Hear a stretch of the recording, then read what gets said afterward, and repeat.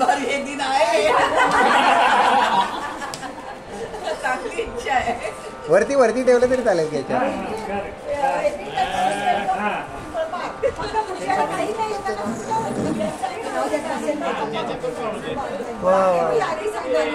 सुंदर. हे मला वाटलं हे पण उचलून द्यायचं आहे. हे राहू दे ना असेच. मजा नाही का दिसणार नाही ना बरोबर. बरं आणि सगळ्यांमध्ये बिंदास मिक्स सगळे लहान सगळे मागणे तरुण तर हे आमचे आबा देवदास ना आबा म्हणलं चालेल. मिलिंद आबांना सांगितलं लगेच म्हणजे असं ओळख करून देतात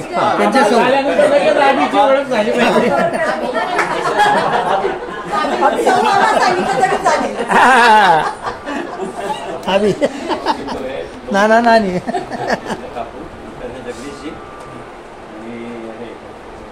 मॅचिंग मॅचिंग केले थोडं लक्ष द्यायचं. नंतर हे दादाजी दादा सुपारीवाले बरोबर सांगितलं त्यांनी. दादा दादा ती सुपारी काढून दाखवा ना. सुभाषजी नमस्कार. छान गायक आहे. सुनंदा चव्हाण तर कृष्णकुमार पिंपळगावकर दादा आमच्या घरी मी गेलो.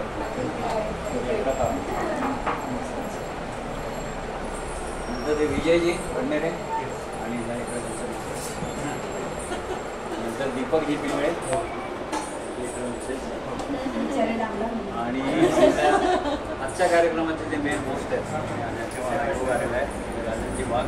त्या वाघांच्या पुढेच आपण आलेलो आहे.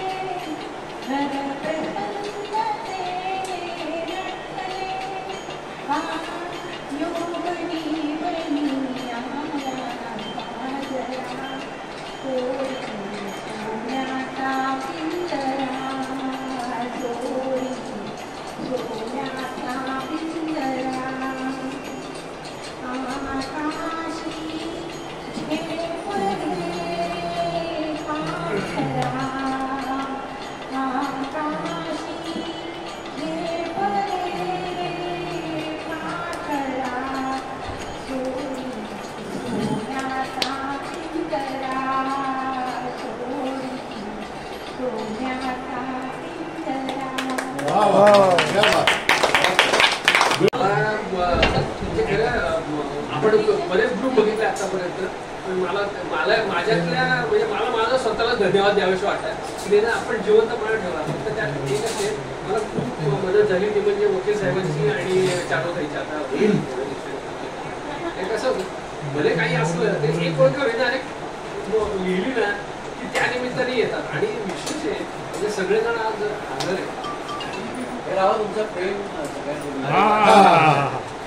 आणि आपण जास्त कचरा केलेला नाही त्याचे सुद्धा. आता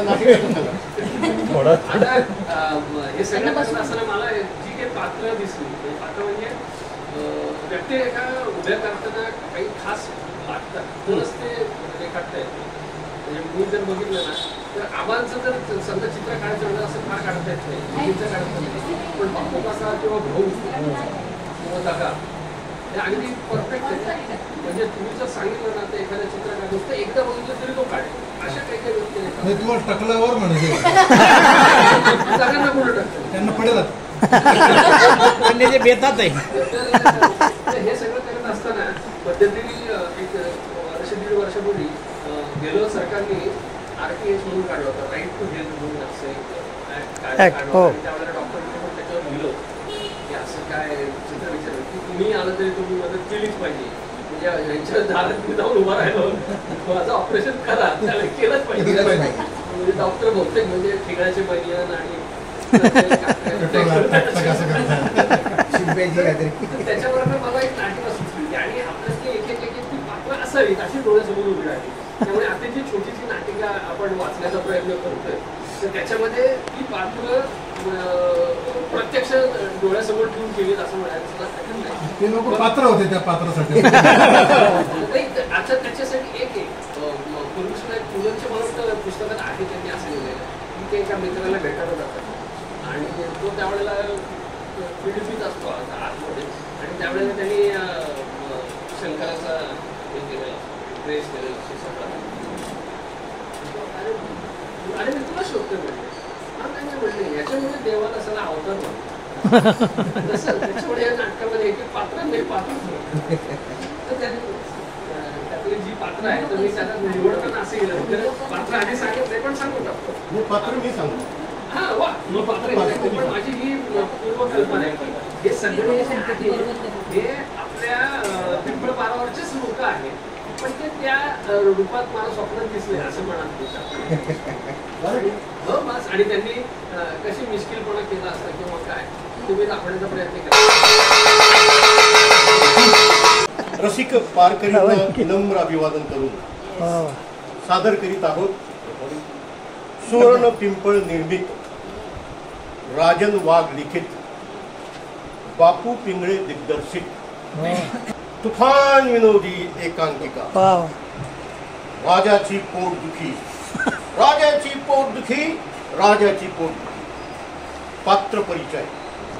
राजा केबा, प्रधान बापी, शिपाई दमो, डॉक्टर न्यादू, संपादक मिदू, नर्स चावी. सादर करीत आहोत राजाची पोटदुखी. राजाची पोटदुखी. राजाची पोटदुखी. ऐका.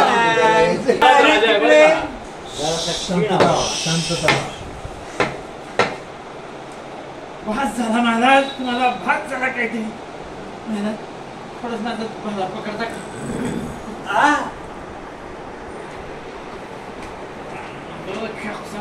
कशासाठी मला पकडता महाराज तुमच्याकडे येताना प्रत्येकाला ढोबऱ्यापासून नमस्कार केला पाहिजे असं प्रधानजीने लेखी काढलंय आम्हाला. तेव्हापासून आम्ही ढोबऱ्यापासून नमस्कार पकडता का थोडासा अहो हे काय शिवा शिपाई काय चाललंय तुम्ही काय करताय बाळा म्हणताय तुम्ही याला त्याला पात्र आहे का नुसतं दांडू नुसता दांडूच दिसतोय तो त्याचा जो पाता आहे ते धार काढायला दिली आहे. धार काढायला दिली महाराज. अहो पात्याने कधी धार काढतात का बरं कुठे ते आपले गवळी कुठे आहेत ते गवळी बाबा गवळी गवळी कशासाठी महाराज का बरं अहो त्या भाल्याच्या पात्यांनी कधी म्हशीची धार काढली होती का कधी मला धार काढायला ती धार मारायला दिली आहे. या राज्यात नुसते पारकरी भरून ठेवले त्या प्रधानजींनी आणि तुम्हाला मी कोण आहे रे तिकडे असं ओरडलो ते ऐकू आलं नाही का तेव्हा तेच बघायला गेलो होतो आणि त्या आधी टाळ्या वाजवल्या होत्या त्या का नाही ऐकायला मिळाल्या तुम्ही शिपाई ऐकल्या होत्या किती मस्त जोरात आवाज होता महाराज. तुम्ही चांगली प्रॅक्टिस झाली आहे तुमची. मग आज का नाही आलास महाराज परवानी आलो होतो पण तुम्ही माझ्यावर खेकसले कशाला राणी साहेबांना चावताय ढसा मच्छर म्हणून मारतोय म्हणून आज मी आलो नाही महाराज. अरे काय तुम्हाला कोणी ठेवलं कामावर तुमच्या त्या प्रधानजींनी. बस बस बस आता तोंड बंद करा आणि त्या प्रधानजी आलेत का बघा बरं. Yes, Maharaj. I'm so sorry, Maharaj. I'm sorry. And Maharaj, by the way, अहोभाग्यम आमचे कारण आमची आठवण काढली एक सांगतो बस बस महाराज. बस अहो इकडे आमचं पोट दुखतंय आणि तुम्ही काय फॉर्मॅलिटी पाळत आहात. Sorry sorry Maharaj, I am really sorry. अहो आमचं पोट खूप दुखतंय म्हणून तुम्हाला बोलवतोय. Maharaj, that's what I am telling you. I am sorry to say Maharaj, पण मला तपासता येत नाही. अहो ऐका महाराज, जरा थोडस गमानं घ्या. मला तपासता येत नाही. I can't help but I will suggest to call doctor भाऊ अँड चेक. अहो तुम्हाला आम्ही तेवढ्यासाठीच बोलवतोय. एक तर राणी साहेब पुण्यात आणि आम्ही इकडे या महालात एकटे, म्हणून म्हणतो तुम्ही आमच्या बरोबर थांबा आणि त्या शिपायाला पाठवा डॉक्टर साहेबांना घेऊन यायला. बोल भाऊ शिपाई. धनजी तुम्ही पण काय, आम्हाला कुठे पत्ता माहिती आहे त्यांचा. अहो तुम्ही शिपाई राजे तुम्ही नाही. शिपाई हडपसरला जा. हडपसरला जा, कोणालाही विचारा. श्रद्धा हॉस्पिटल विचारा फक्त. पळा पळा, गो गो गो गो, पळा पळा. चालतंय, चालतंय, दार उघड. नाही आधी अच्छा ठीक आहे, आधी उठ जाईल. ती एकटी बसली मी. आज कोणी चांगले पाहिले आहे कोणाचे पोटात त्यांच्या दुखू लागले का आठवतो डॉक्टर कळवता उगाच का हो असे बळवता. चालतंय, चालतंय, दार उघड. थांब माझ्या बाळाला आंघोळ काढते. चालतंय, चालतंय, दार उघड. थांब माझ्या बाळाला पावडर लावते. चालतंय, चालतंय, दार उघड. थांब माझ्या बाळाला गंध लावते. चालतंय, महाराजांकडून आलोय मी. दुखतंय त्यांचं पोट. तुम्ही आधी अपॉइंटमेंट घेतली का, नाहीतर ही पेशंटची रांग लागली संपली की जा आत.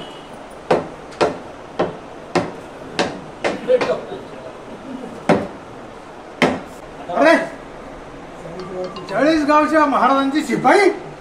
हो महाराज. कशा करता आलात तुम्ही? वा वा, बरं झालं तुम्ही आला. अहो कुठे होता तुम्ही इतके दिवस? बघा बघा मी काय रेकॉर्ड केलंय बघा. रेकॉर्ड केलं. हो.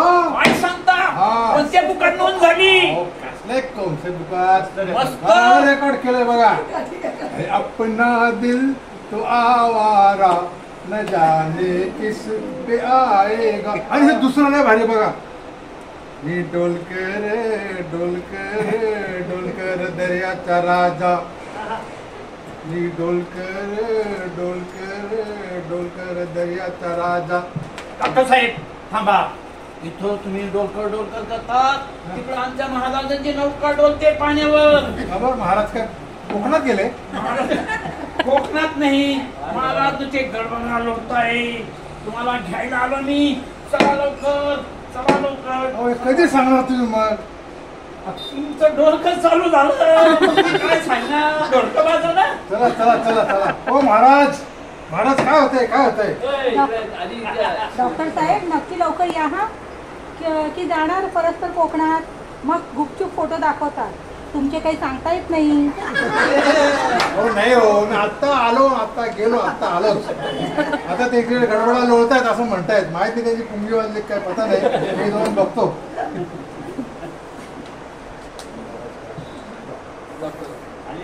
हा. महाराज महाराज, अहो काय झालंय काय झालंय आपल्याला? डॉक्टर भाऊ काय सांगू, मला काय झालं ते जर मला कळालं असतं. जीव नकोसा झालाय. अहो असं असतं तर डायरेक्ट दवाखान्यात यायचं ना. पोटावर कशाला काढताय? आणि हे तुमचे ते हे प्रधानजी कुठे गेलेत? डॉक्टर भाऊ जरा जोरात टाळ्या वाजवता का? टाळ्या वाजव? अहो मी डॉक्टर आहे. तुम्हाला काय वाटले? हा? मी एखाद्या पक्षाचा कार्यकर्ता आहे का 500 रुपयावर टाळ्या वाजवायला? अहो मी टाळ्या वाजवल्या असत्या, पण माझं पोट मी धरून ठेवलं बघा, त्यामुळे तुम्हाला मी सांगतोय जरा जोरात टाळ्या वाजवा. अच्छा तशा म्हणता वे. टाळ्या वाजव.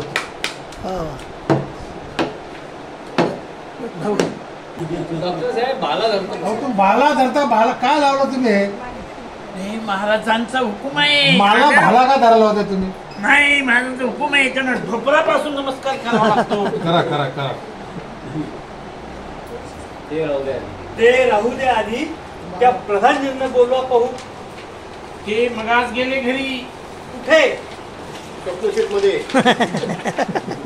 त्यांच्या स्वप्न आणि शिल्प. आणि कसे गेले? हल हल हल हल हल हल हल. जा आधी त्यांना घेऊन ये. महाराज मला त्या स्वप्न आणि शिल्प दोघांचा पत्ता नाही दिली. हे प्रधानजी पण असे आहेत बघा डॉक्टर साहेब. तुम्ही तसे तर हे असे. आणि हे शिपायाचं ध्यान आमच्या सोबत. आणि तुम्ही पण एकत्र मध्येच न सांगता त्या कोकणात कशाला का जातात आणि मध्येच गाणं काय म्हणता. आणि आमचा शिपाई आला तरी त्याला पण ऐकवतात. आणि त्या शिकाऊ डॉक्टर कविताच करत बसतात. अहो आमच्यासारखे पोट कोणाचे दुखायला लागले आणि त्यांना वेळेवर उपचार नाही मिळाले तर प्रजेने करायचे काय? जोरात चिडून. महाराजांचा जय जयकार असो. महाराज कोपरापासून नमस्कार करतो. तुमचा पोटदुखीच्या बाबतीत आम्हालाही पोटात गोळा उठला महाराज. बाय द वे काय म्हणताय डॉक्टर भाऊ? How is Maharaj now? By the way काय म्हणतात डॉक्टर भाऊ? How is Maharaj now? Actually, we already asked Sai Baba with my Sai to take care of you, Raje. काळजी घेऊ नका. अख्खी जनता साई बाबाकडे प्रार्थना करते आपलं जास्त पोट दुखावलं आम्ही to take care of you Maharaj. वाटेल बरं, काही काळजी करू नका महाराज. प्रधानजी काय चाललंय काय? अहो परवाच रंगपंचमी राधा गवळणी बरोबर भेट धरून आलात आणि सरळ त्या ICUत गेलात. तुमचं बर आता आमचं पोट डॉक्टर भाऊंच्या हातात आहे. काय करतात काय माहित. आम्ही त्यांची फी देऊच काय देणारच आहोत. तुम्ही तिकडे गेलो किती बरं वाटलं महाराज मला. गेलो असतो काय जाणारच होतो आम्ही. पण एक सांगा, अहो एखाद्या गरीबाचे काही दुखायला लागलं तर त्यांनी करायचं काय? ते काही नाही. प्रधानजी उद्यापासून कोणी कोणत्याही हॉस्पिटलमध्ये गेला तर डॉक्टरांनी त्याला औषधे दिलेच पाहिजे. आणि त्या कायद्याला नाव द्यायचं आहे RTH, राईट टू हेल्थ. म्हणजे डॉक्टरांसाठी हे RTH त्यांना अधिकार असेल. Right to health. जय जयकार असो महाराज. नमस्कार. काय म्हणते आहे महाराज? कसं आहे आता बरं? प्रधानजींना ढोकरापासून नमस्कार. खरं प्रधानजींना कोपरापासून आहे आणि महाराजांना डोपरापासून. पुढे. अरे काय चाललंय शिपाई? काही मान मर्यादा नावाचा प्रकार आहे का नाही? तर नुसतं आपलं दंडा ठोकायचा. तो दांडू लागतोय की आम्हाला? तुला काही कळतं का नाही शिपाई? त्याला भाला म्हणते. त्याला भाला म्हणते. अरे गप्पस. अरे मग त्या भाल्याचं वाट कुठे आहे राजा? धार काढायला दिली. अरे धार काढतात की लावतात कळतंय का बाबा? धार लावतात, काढत नाही. इथं गंमत आहे आपल्या मराठीची. कोणाकडे दिली? कोणाकडे दिली? हे आपले पालघरी विजूदादा आले नुसती. प्रधानजी नुसतं भाला नाही, दांडपट्टे, खंजीर एवढंच काय राणीबाई साहेबांची चाकू विळी सगळी धार काढायला दिली. मी ऐकून नाही ते विजू दादा धार काढण्यात पटायचं आहे. पण जाऊ द्या, ते नंतर बोलू आपण. धार काढत काढत अंधार होईल. धार काढत काढत अंधार होईल. पण मग अजून नाही दिली का त्यांनी धार लावून? नाही, अजून नाही दिली. तिकडे का बरं गेलेत? ते गेले गोव्यात. हे गेले गोव्यात प्रदर्शन करायला. प्रदर्शन करायला. प्रदर्शन करायला. अहो आपल्या हातारांचं प्रदर्शन साऱ्या जगाला. महाराजांकडे बघा, बघा जरा महाराजांकडे कसा चेहरा पडलेला आहे त्यांचा. त्यांची परवानगी न घेतात. प्रधानजी आपल्या पात्यांचं हाताळाचं नाही ते प्रदर्शन. मग ते ते त्यांचं यंत्र काही म्हणतात ना त्याचं प्रदर्शन आहे. बरं बरं आय सी. मग बरोबर आहे. लेट्स होप लवकर मिळवत सगळी हत्यारं आणि मग तुम्ही महालात कशाला आला होता सांगा बरं. विसरलो की तुमच्याशी बोलण्याच्या नादात. सांगा आता. प्रधानजी बरं व्हॉट्स मॅटर. बाहेर एक पत्रकार मॅडम आल्या. हो त्यांना कुठून तरी आपल्या महाराजांच्या तब्येतीची बातमी कळाली. हो हो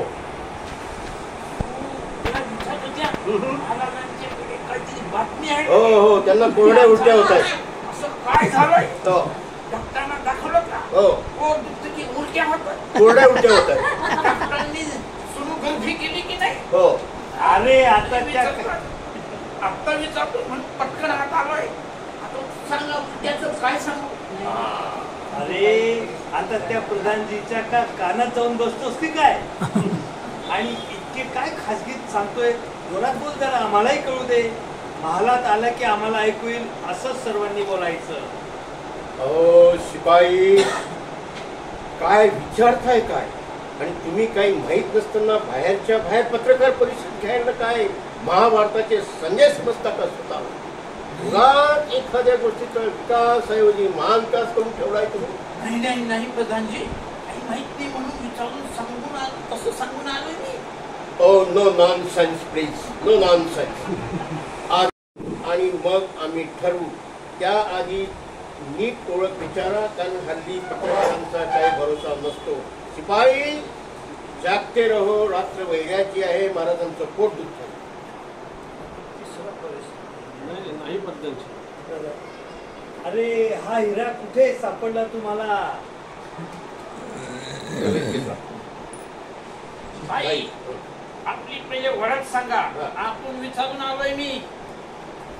नमस्कार, मी पिंपळाचं पान या नावाचं न्यूज चॅनल चालवते. आमच्या सूत्रांकडून महाराजांच्या तब्येतीविषयी कळाले. मला महाराजांची तब्येत कव्हर करायची आहे. मला जास्त वेळ नाही. मला आत्ताच महाराजांना भेटायचंय. तुम्हाला काही चहा पाणी हवं असल्यास सांगा.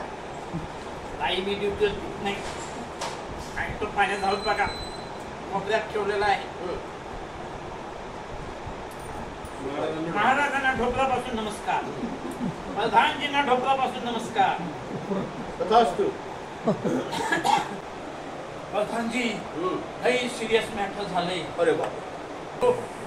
कालच्या काही बातमीपासून दिसते प्रधानजी. हो मी काय उघडे काय चेहरा वगैरे. आणि म्हणते अरे डॉक्टरांना नाही. त्या पत्रकाराच्या सोबत कॅमेरामन साहेब पण अरे त्यांना आत पाठव अगोदर. आणि काय गुपूत चालले ते मला समजू दे. शिपाई तुला कधी कळायचं रे बाबा. त्या मुलीला बघून आनंदाने चालायचं. हा धांदडपणा लेखक नेहमी करत असतात. प्रधानजी त्या मुलीला बघून आनंदाने हो अहो भाग्य तू आहेस होय. ये आत ये बाळा आत ये. महाराज बघितलं. महाराज बघितलं का कोण आलंय. डोळे उघडा जरा. अरे वा वा वा छान झालं. बर काय म्हणते.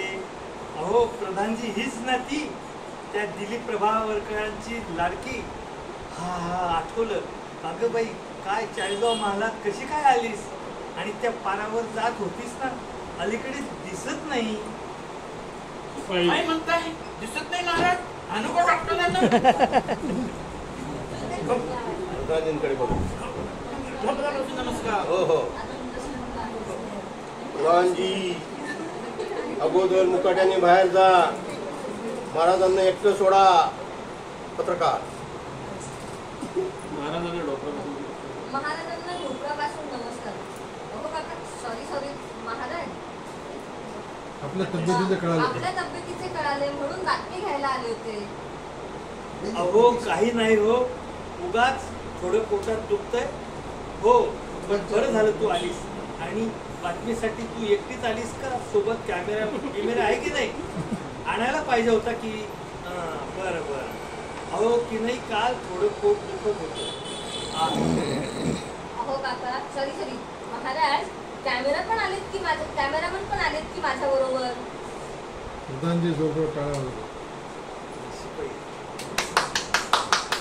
पुढे म्हणून थकून अहो ताई बाहेर तर कुणीच नाही.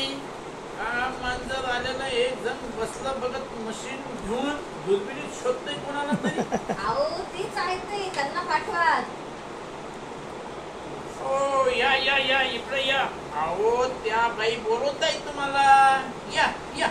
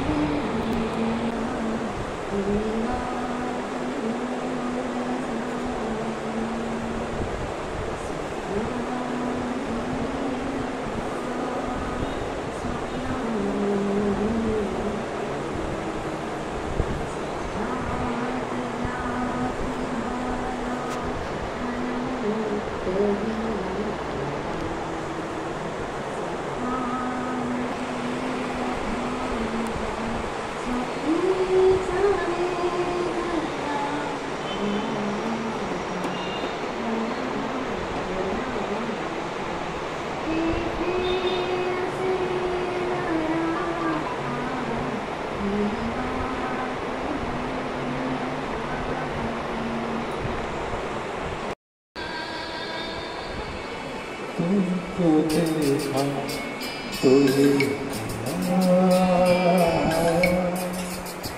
तुमको देखा तो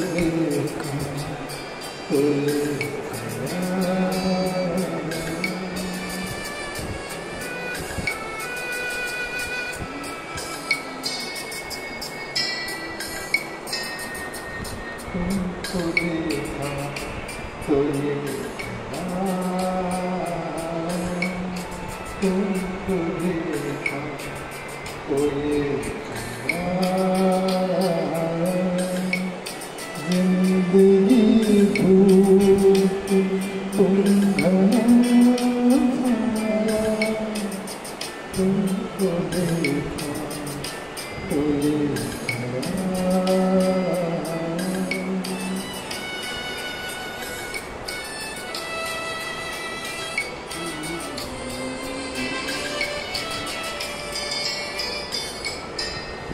आज फिर दिल में एक तमन्ना थी. आज फिर दिल में एक तमन्ना थी. आज फिर दिल को हम समझाया. आज फिर दिल को हम समझाया. जिंदगी भूख तुम घनाया. तुमको देखा तो जिंदगी भूख तुम घनाया. तुमको देखा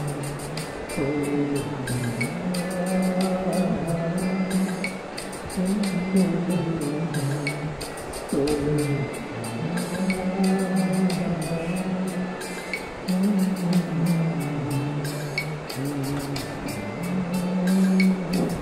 वाह वाह वाह क्या बात आहे. काही कारणाने वृत्तपत्राने नाही झाली तरी रात्र मात्र आमची प्रत्येकाची वार्तांकनानेच होती. वाह त्या आज आपल्या जुन्या वार्तांकनातील काही वार्तांकन वाचण्याची ठरवले आहे. राजन काका, जगदीश काका आणि आता चारू काकू असे अत्यंत कसलेले लोक हे वार्तांकन लिहितात. कसे कसे कोणतं निवडावं यावर कोणता एक निकष लावणं खूप कठीण आहे. जवळजवळ 4 वर्षांपासून आपण हे लिहित आहोत. 1000हून अधिक एकापेक्षा एक उत्कृष्ट लेख, अगणित विषयांवर मंथन आणि आठवणींचा, भावनांचा पॅन्डोरा बॉक्स असं खूप काही याला म्हणता येईल. मी जे निवडले आहेत ते आहेत काही धार्मिक, आध्यात्मिक अनुभव, एखादा अभ्यासपूर्ण विषयावरील विवेचन, पर्यटन, अशा नेहमी टच ज्या विषयांना आपण टच करतो त्यांच्याबद्दल त्यातले निवडत घेतलेले आहेत. पण पहिली गोष्ट मराठी भाषेबद्दल आहे. दुसरं याच्यामध्ये जो उल्लेख आहे तो संत नरहरी महाराजांच्या प्रतिमा पूजनाच्या कार्यक्रमाचा आहे.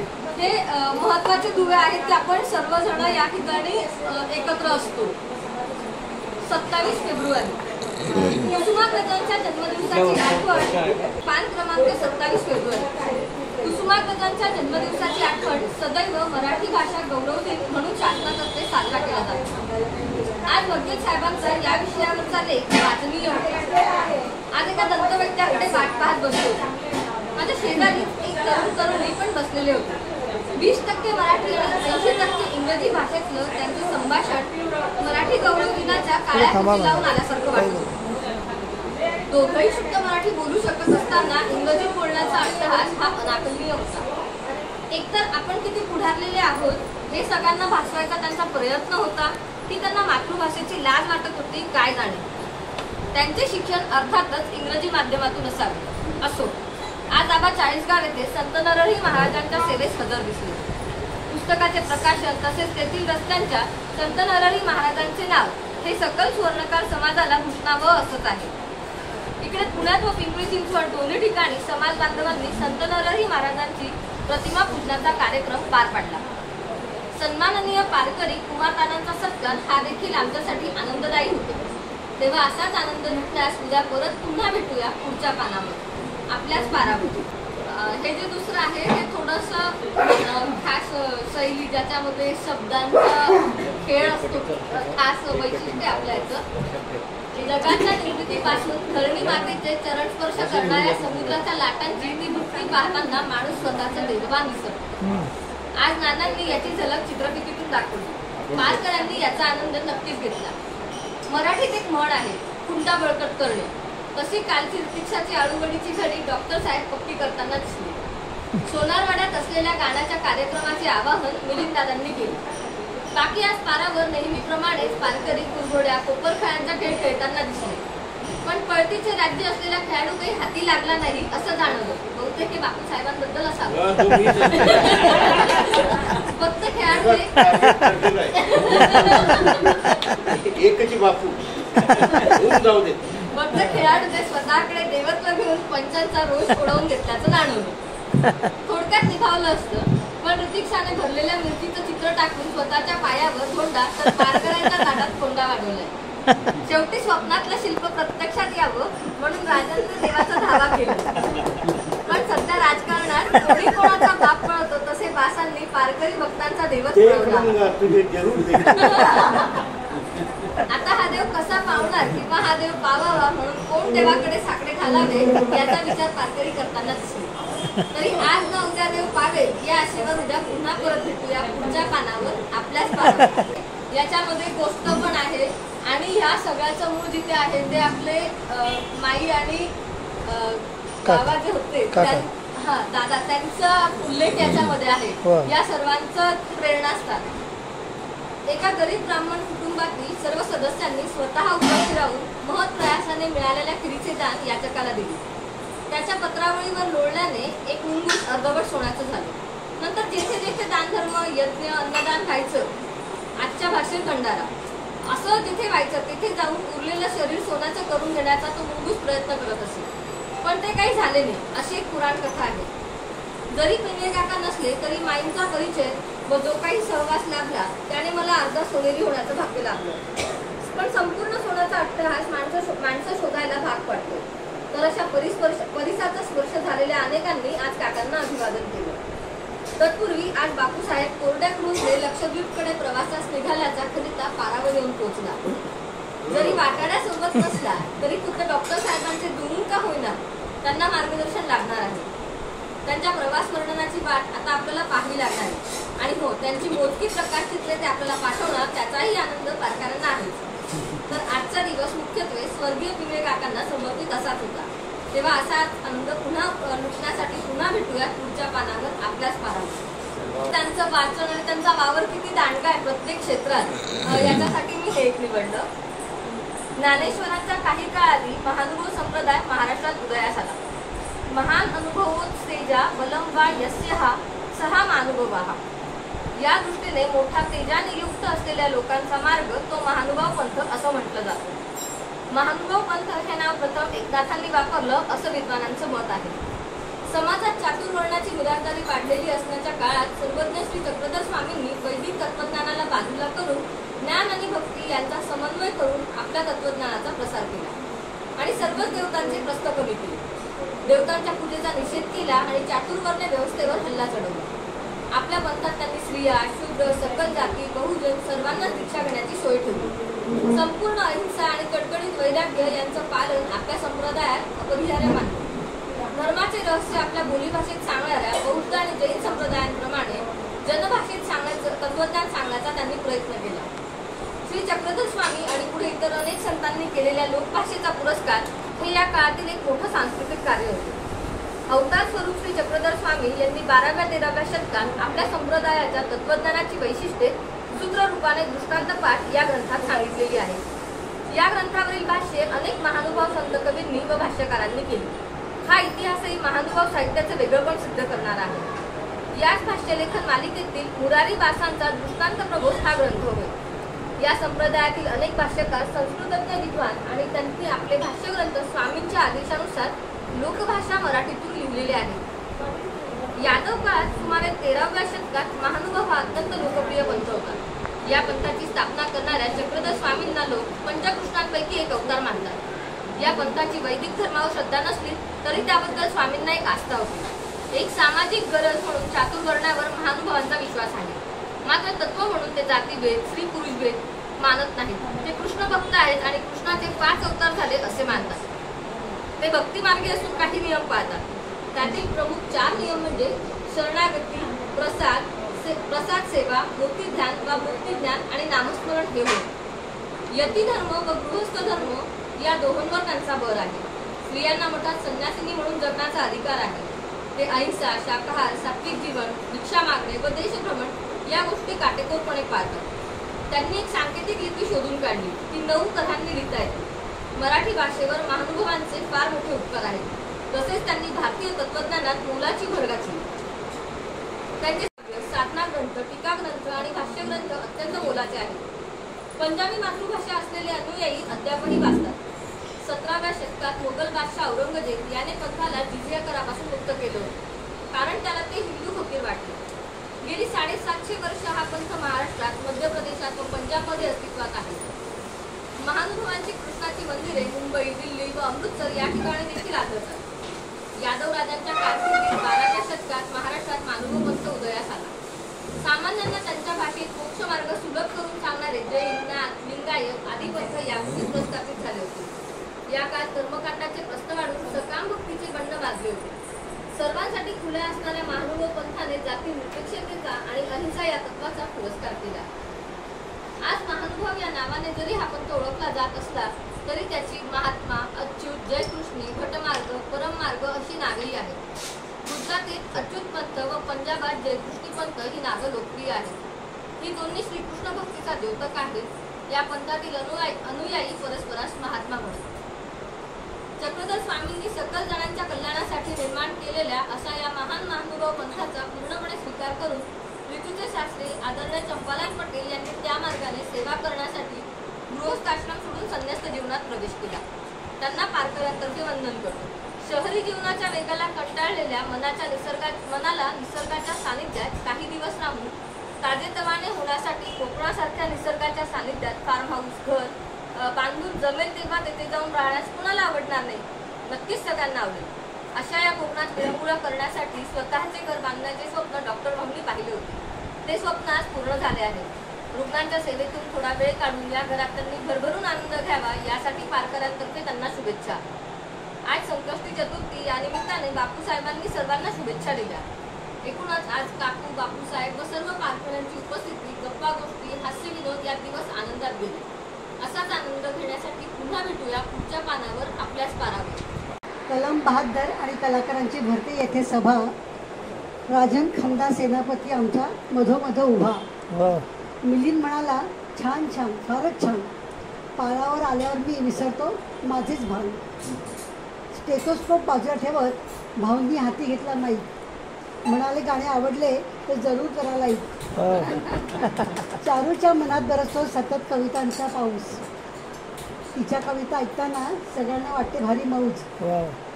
आबांमधील गायक शिक्षक सजग किंवा झाला. चारुताईच्या कवितांना त्यांनी सुंदर साथ चढवला. कामाचा ताल आणि तोल सांभाळत दीपक आमचा मुंबापुरीहून येतो आणि पारावर आपली लख्ख हजेरी नोंदवून जातो. बापूसाहेबांचा उत्साह अमाप. हो बाप रे बाप, त्यांच्यामधील कलागुणांचं कसं करायचं मोजमाप.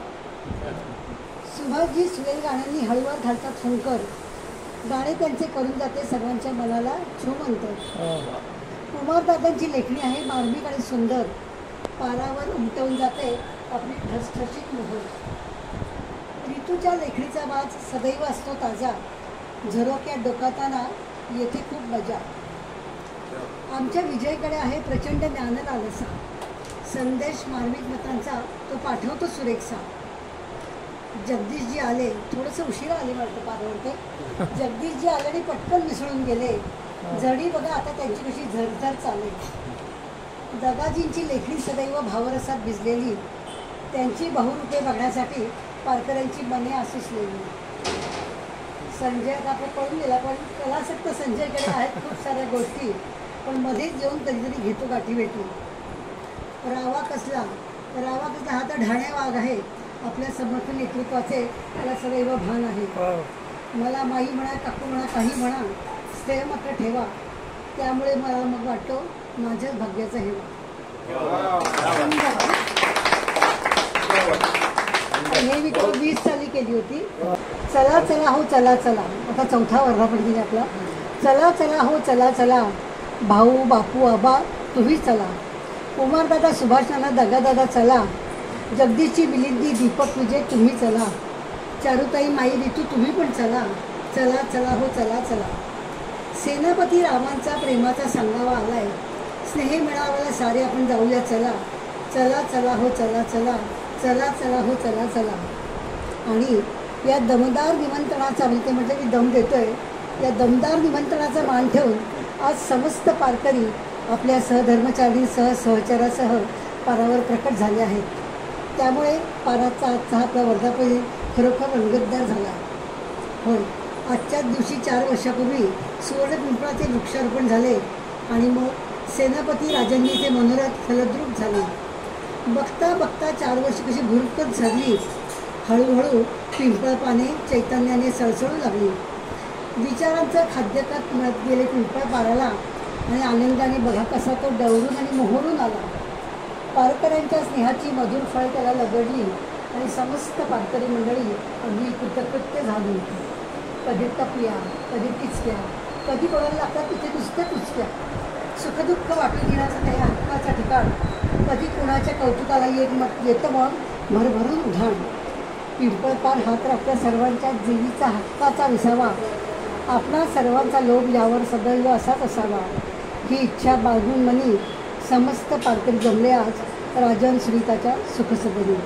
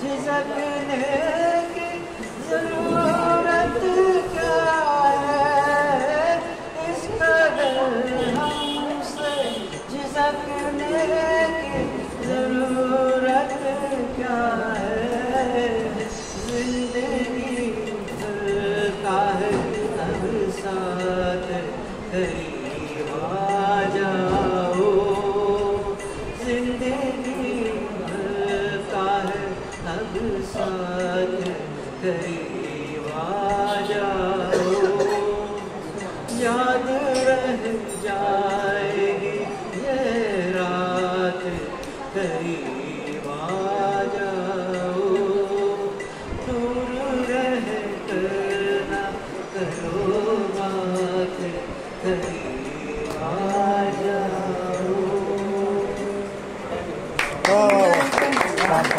Very good. अंडी होती तर मी म्हटलं नको यार आपण घर बसवतोय त्यांचे होऊन जाऊ. तर तेव्हा पण 2 पिलं तिथे झाली, मग ती उडाली. पण नंतर मी परत आय स्टार्टेड की नाही म्हणजे कबुतरांसाठी आय प्रोटेक्शन करून घेतलं आणि नाही ठेवलं. रिसेंटली मी माझ्या मुलाला जेव्हा ऋषिकेशला नोएडाला ड्रॉप करायला गेलो, घरी आलो तर 2 अंडी होती. त्यावेळेस मी इतका इमोशनल होतो की झालं आपलं मुलगा एकटं तिकडे राहतच आहे, आताही आपल्या घरात कोणाचं. तर म्हणजे मी त्यांना प्रॉपर मग त्यांचं इलं झालं. ते जवळपास 2 महिने होते आमच्या घरात. पण त्याला दाना खा, पाणी दे, म्हणजे so that we took care of it properly. आणि मग ते गेले. तर माणसाचं कसं ना वेगवेगळ्या वेळेस वेगवेगळे इमोशन्स राहतात. पण आता परत मला वाटतं नाही यार हे बरोबर नाही आहे. म्हणजे पण मला त्यावेळेस म्हणजे माझ्या मनाला शुभलं सुद्धा नाही की यांना ह्या अंड्यानं उचलून टाकून द्यावं बाबा. आणि केअर ऑफ इट प्रॉपरली. म्हणजे ऊन यायचं तर मग आम्ही, कारण तेव्हा उन्हाळा होता, मग प्रॉपर हे टाकून ठेवला आम्ही तिथे. काय म्हणतात हे एक बेडशीट टाकून दिलं सो दॅट त्यांना ऊन लागू नये. असं करून आम्ही त्यांचा माझा मुलगा ठीक आहे व्यवस्थित नोएडामध्ये. त्यांनी स्वामीची सेवा केली. मध्यंतरी असं झालं की त्यांना डोळ्यांनी दिसायला थोडं कमी यायला लागलं. पुण्यातल्या सगळ्या नामवंत डॉक्टरांना त्यांनी दाखवली. डॉक्टरांचं असं म्हणणं पडलं की तुमचे डोळे आता कोरडे झाले, तर आता अश्रू येणार नाही. म्हणजे आम्हाला त्यातलं याच्या भाषेतलं सांगते मी तुम्हाला काही लक्षात. म्हणजे तुम्ही हे होणारच नाही आता, डोळ्याचं काहीच होऊ शकत नाही. त्यांचा एक मित्र आला एकदा, तो म्हटला मी चाललं अक्कलकोटलाच चल म्हणून. तर त्याला घेऊन गेला. मग ते मंदिराच्या बसले असेल, आज सगळी पूजा अर्चा स्वामींचं सगळं चाललेलं होतं. ते दोघं बाहेर बसले. पुजारी धनंजय गुरुजी म्हणून पुजारी पूजा करत होते. तर पूजा करता करता त्यांनी ते शेखर साहेबांना आतमध्ये बोलवून घेतलं. त्यांना प्रश्न पडला की हा पुजाऱ्यांचा मित्र हा आहे, तर त्याला न बोलवताना मलाच का बोलवलं. आतमध्ये गेले. गुरुजी सगळे पूजा अर्चा सगळी करायला सुरुवात केली गुरुजींनी. आणि पूजा करताना गुरुजींच्या हातामध्ये स्वामींचा एक डोळा, तो डोळा त्यांनी ह्यांच्या हातात दिला सांभाळायला, की पूजा होईपर्यंत सांभाळणं. सगळी पूजा चाललेली आणि ह्यांच्या डोळ्यात ना अभिषेक सुरू झाला. यांचा जो अभिषेक सुरू झाला तो थांबायलाच तयार नाही. यांना हे कळेना. थोडा वेळ यांना काहीच कळालं नाही की हे काय चाललं. नंतर त्यांच्या लक्षात आलं की आपल्याला तर डॉक्टरांनी सांगितलं होतं की आपल्या डोळ्यातनं पाणी येणार नाही, आपण आता चित्रही स्वामींचं काढू शकणार नाही. त्यामुळे पूर्ण निराश आणि पूर्ण हे झालेला माणूस होता. जेव्हा अभिषेक सुरू झाला तेव्हा त्यांना नंतर आतलं पण रडायला लागलं की हे नक्की काय झालं. आणि मग त्याच्यानंतर तो अभिषेक झाला. त्यांची दृष्टी हळू आली. आणि आता स्वामींच्या कृपेने त्यांना परत दृष्टी थोडी यायला लागली. ते पुन्हा आणि ही रिअल घटना आहे. ही सकाळचा रविवार सकाळचा आता फॅमिली हे येतो, त्याच्यामध्ये बरेच जणांचे लेख आणि बरेच जणांचे येतात. त्याच्यामध्ये तो हा लेख आता आलेला असेल आणि स्वामींची इच्छा असेल तर ते कुठेही अडवणार नाही. मग धर्मसहयोगाने आलं, उभं राहिलं आणि एक असं की कुठलाही त्रास न होता त्यांनी सगळं पार पाडलं. स्वामींची कृपा. रोज काहीतरी देत राहा, तितकं तुम्हाला काहीतरी मिळत राहील, तरच तुम्हाला मिळेल असंही म्हटलं जातं. म्हणजे आता शारीरिक आता आम्ही म्हणतो की आपण जसं मी आता सेवा करतो, किती पैसे घेऊन करतो, पण एखाद्याची सेवा करणे, कोणाला खाऊ घालणे, आता कसं तुम्ही केलं आहे शारीरिक देणं, आणि कोणाला काही मदत केली, पैसे दिले. आता आम्ही आमच्या गेटवरती ते सह्याद्रीच्या गेटवर उन्हात आणलं, त्यांना छत्री दिली, हे शारीरिक देणं झालं. मानसिक देणं म्हणजे कोणाला तरी सपोर्ट करणं. म्हणजे एक याची कथा मी वाचली होती, प्रेमचंद, मुन्शी प्रेमचंद. तर एक जण खूप वैतागला, त्याला मला आता आत्महत्या करायचा पर्याय नाही, आणि शेवटी त्याने ठरवलं की आत्महत्या करूया. तो निघाला. जाता जाता त्याला असं वाटलं की आता शेवटी जातोच आहे, आपल्याला जे आवडतं ते खाऊन टाकू. त्याला ते भजी फार आवडायची त्या एका दुकानातली. त्याने तिने भजी घेतली आणि तो गेला असं टकमक टोकावरती उडी मारण्यासाठी. आता एक भजी खातोय, विचार करतोय, त्याला एवढं झालं काय नाही, कथा लिहिली होती मुन्शी प्रेमचंद. ती कथा वाचल्यानंतर त्याला लक्षात आलं की नाही आपण काहीतरी चूक करतो. ती शेवटली भजी खाल्ली, तो कागद फेकला आणि तो परत आला. त्याची मानसिक देणं. आध्यात्मिक देणं म्हणजे तुम्ही एखाद्याला अप्लिफ्ट केलं अध्यात्मात. जसं आपण म्हणतो की वाल्या हा वाल्या होता, म्हणजे एक खडा भिजून असे 7 रांजण त्याने भिजवले. इथे आम्हाला मर्डर्स केले होते. फक्त आपल्या अध्यात्मात नाही, नारद मुनी आले. नारद मुनीने फक्त एका वाक्यात त्याला फिरवलं. त्यामुळे तू घरी जा, तुझ्या घरच्यांना विचार, हे जे पाप करतो त्यात सहभागी आहेत की नाही. बरोबर. तुम्हाला असलेच पाहिजे. तू जाऊन तरी काय म्हणतो, तू पळून जायचं नाही का, बांधून टाक बाबा. बांधून टाकलं, घरी गेला, विचारलं, बायकात पोरं म्हणलं बाबा हे तुझं कर्तव्य होतं, आम्हाला खाऊ घाललं, आम्ही त्यात सहभागी नाही. That was the real transformation. आणि त्यावेळेस तो वाल्या कोळीचा वाल्मिकी. तर असं म्हणतात की आध्यात्मिक अपलीट जर तुम्ही कोणाला दिलं तर ते हायेस्ट प्रकारचं देणं झालं. म्हणून देत राहावं, दान करत राहावं. याच्यावर मी ATMला पैसे काढायला गेलो. माझे पैसे काढून झाले आणि मी बाहेर आलो. एका झाडाखाली एक जण उभा होता. तो जणू माझीच वाट पाहत होता असं मला जाणवलं. कसं मी बाहेर आल्यावर तो पण पुढे आला. काय भानगड आहे, आणि तुम्ही भाविस्कर सर का? म्हटलं बरोबर. तू म्हणे मी तुमचा विद्यार्थी. म्हटलं मी खरंच माझ्या स्मरणात आहे, तू लक्षात येत नाही. आम्ही झाडाखाली गेलो आणि त्याने जी गोष्ट सांगितली त्याच्या तोंडून सांगितलेली गोष्ट मी सांगतो आता. म्हणे सर तुम्ही गणेशपूरला रिटायर झाले. रिटायर होण्यापूर्वी 1 वर्ष तुमच्याकडे जे काम आलं की सहल अरेंज करायची. म्हटलं बरोबर, मला आठवतं ते. तर तुम्ही सुपरवायझर असताना सहल अरेंज करताना प्रत्यक्ष विद्यार्थ्यांची फीसुद्धा काय जी लागेल ती जमा करत होती. मोठी रांग होती. रांग संपत आली आणि मी एका कोपऱ्यात उभा होतो. म्हटलं बरं मग सांगतो.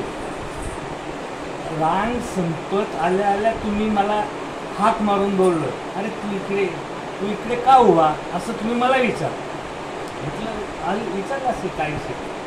तर त्यावेळेस मला डोळ्यात असू आले. तुम्ही विचारलं की बा असं का. माझी खूप इच्छा असताना सुद्धा मला सहलीला येते.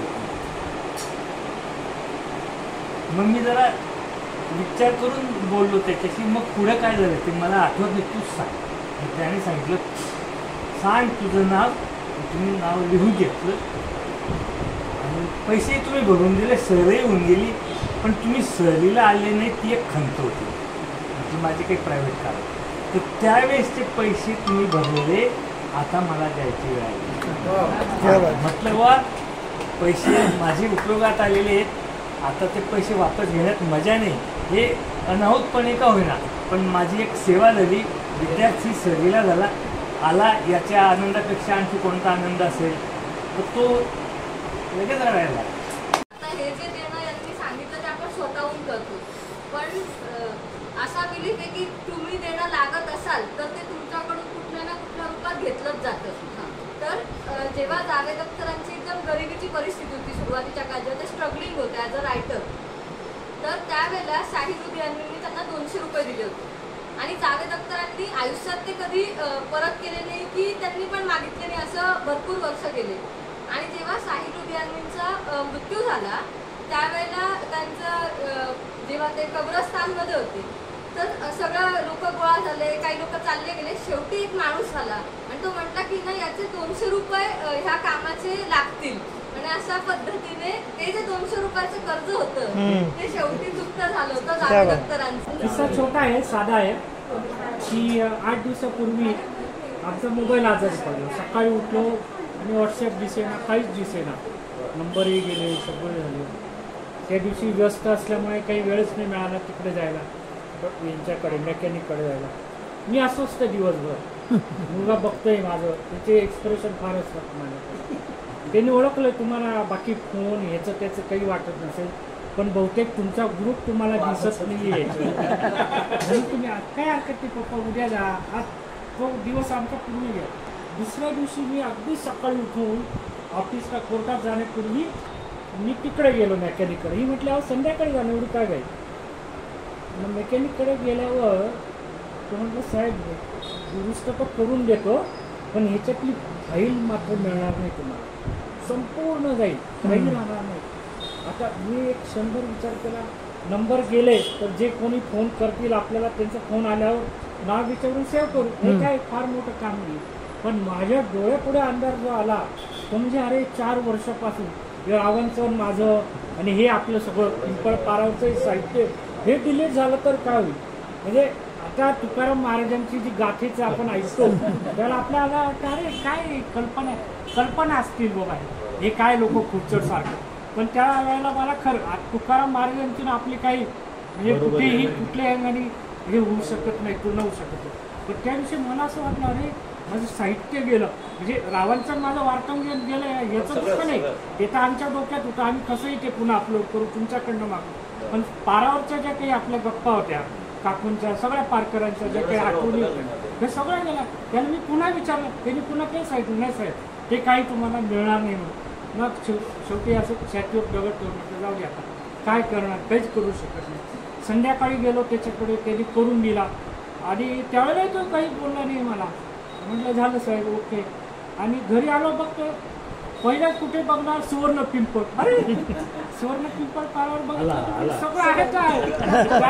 म्हटलं महाराजांना जो आनंद झाला असेल त्यांची गाथा, आता त्यांची गाथा त्यांच्या दुश्मनांनी फेकली होती, आपली आपाप डिलीट झाली, पण ती मिळाली त्याचा जो आनंद आहे मला. त्याला मला कुणी क्लायंट 10,000 रुपये पर आणून दिले असते तर तो आनंद मला जो आयुष्यात झाला नसेल तो आनंद मला त्या दिवशी झाला आणि सगळं जसंच्या तसं मिळालं.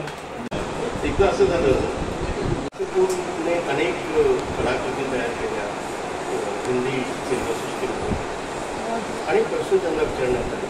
असं कळवलं की आता हे काही जास्त दिवसाची सृष्टी नाही.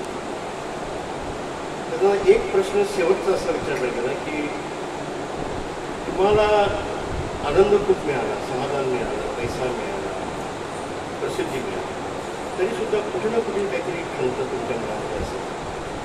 त्यामुळे खूप चांगला प्रश्न विचारला गेला. त्यामुळे माझ्या मनामध्ये एक खंत कायम आहे. ती खंत त्यांनी अशी सांगितली की ते म्हणाले की मेरा नाम जोकर हा सिनेमा खूप मेहनत घेऊन केला आणि माझी अशी अपेक्षा होती की हा सिनेमा रसिक मायबाप डोक्यावर घेऊन नसतो. तसं काही झालं नाही.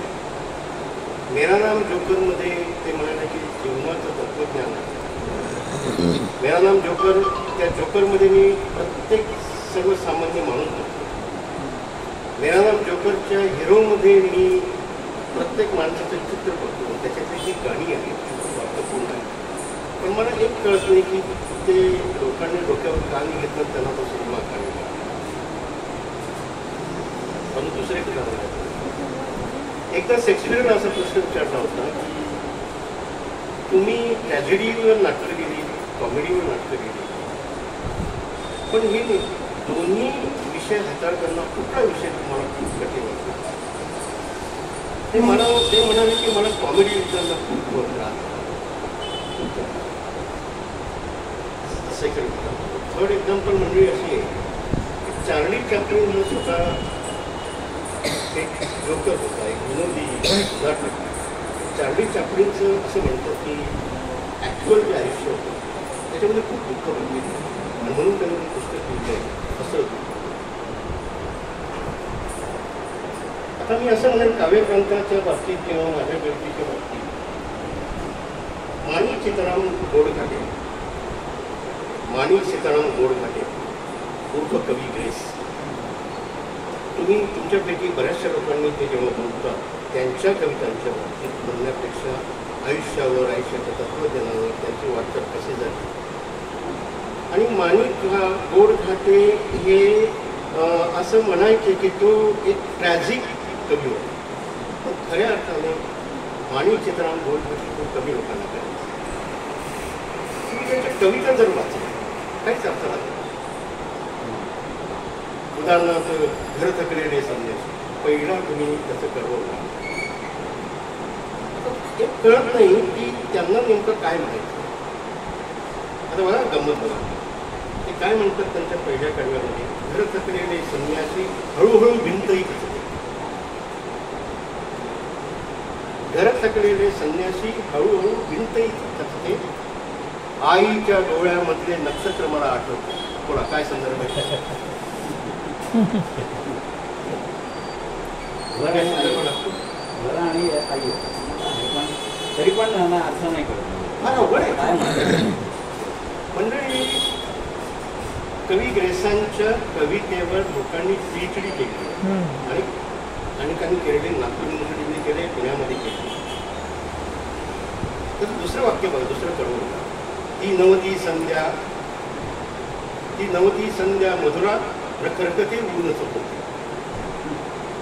आता खऱ्या अर्थाने ही गर्दी मंडळी काव्यातली ते असे वाक्या डग ओढून संध्यावाणी आभाळ घसरते होते.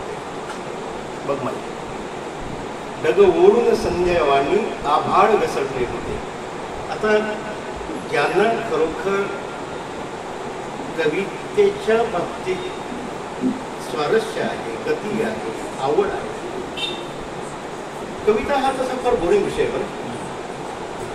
कविता वाचायला कोणाला आवडत, आणि कवी मंडळी जर जवळ आली तर लोक लांब नको बाबा, हा माणूस फार बोलतो. आता असं असतं की एखादी गर्भवती पाहिजे, ती ज्यावेळेला त्या 9 महिन्याच्या काळामध्ये ती कोणाच्या सान्निध्यामध्ये येते, कोण लोक तिच्या सान्निध्यामध्ये असतात, आई, वडील, सासू, सासरे, नवरा, भाऊजाई, बहीण, गुरु, असं म्हणतात की डायरेक्टली इनडायरेक्टली त्या लोकांच्या व्यक्तिमत्वाचे संस्कार त्या गर्भावर होत असतात. आणि सत्य का कोणास ठेवू, मला कवी ग्रेस तसे कळलेले नाही परंतु जसं शास्त्रीय संगीत आहे, शास्त्रीय संगीतमध्ये आपण सगळे कांचन आहोत. ऐकल्यानंतर आपण अरे वा, त्या भीमसेन ऐका किंवा तत्सम कुमार गंधर्व ऐका किंवा बालगंधर्व ऐका. अगदी लेटेस्ट आपले बाळासाहेब मंगेशकर आहेत. मंगेशकरांनी कवी ग्रेसांच्या सगळ्या कविता गायल्या, ती होती केव्हा तेव्हा पाऊस गेला असं. आता ह्या कवितेच्या पाठीमागे जर मी तुम्हाला अर्थ सांगितला तर तुम्ही शॉक बसले. इतका गहन अर्थ त्या कवितेच्या किंवा भय कधी संपत नाही, मी संध्याकाळी येतो तू मला चेतवली, ही जी कविता आहे जबरदस्त, त्याच्यामध्ये खूप मोठा, पण ते तितकंसं तिथे ती डुबी मारावी लागते, डुबकी मारावी लागते. आणि तेव्हा ते कुठेतरी आपल्याला, तुम्ही जेवढी डुबकी मारा तेवढे ते काहीतरी रत्न आपल्या हातामध्ये लागते. तो रेफरन्स आपल्याला माहिती असायला लागतो की ती काय हो. आता ती गेली तेव्हा किंवा पाऊस जात होता, हा रेफरन्स मला माहिती होता. आणि you won't believe my dear friend, मी ती कविता कमीत कमी 100 वेळा ऐकली. एकदा तर मागच्या चौथ्याकडे जेव्हा ते आपलं हे झालं होतं ते ते असून माझ्या डोळ्यामध्ये किंवा भय इकडे संपत नाही, मग तुझी आठवण येते. आता ते कोणाची आठवण करतात? मी संध्याकाळी गातो तू मला शिकवली गीते. काय कुठलं? हा, लता मंगेशकर. आता मला तुम्ही सांगा काय अर्थ अभिप्रेत होतो, पण याच्यावर पारायण झालेली आहे.